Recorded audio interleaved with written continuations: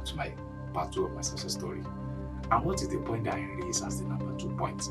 The number 2 point is hold your spiritual life. How do you want to hold your spiritual life? Yes, I believe everything that you use, it is right. Everything that you do, it is normal, it is right. I cannot just come here and tell you that what you are currently doing is wrong. No, but I want you to hold something.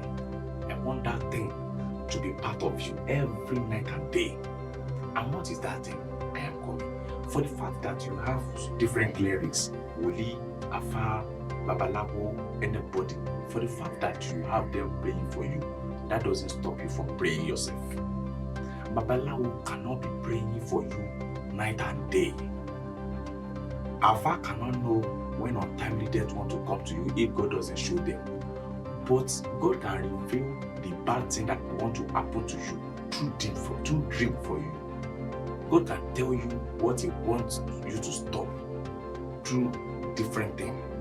But when you are not close to God, when you are not praying, when you are not fervent in praying, when you don't put that prayer part, when you are just like, I am too relaxed on different point of sacrifice, when you do that, maybe then talk you just they bath the soap, you they do that. Things like you will just be experiencing, it might be working currently, but there will be a day that everything will stop working for you. So before that thing comes, why don't you hold your spiritual life tight? Why don't you start praying? You need prayer yourself. Your cleric can be praying for you, but that doesn't stop you from praying yourself.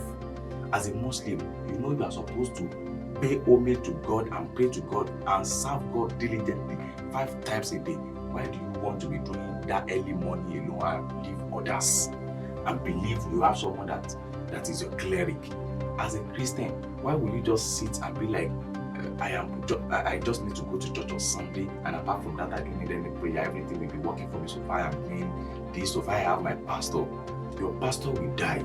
You yourself will die. But your prayer can be strengthening you.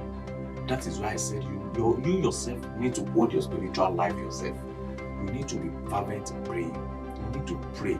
Even when things is not bad for you, you need to pray against it. You need to pray. Even when everything is alright, pray. When everything is not right, pray. You have to hold your spiritual life as if you are holding your neck.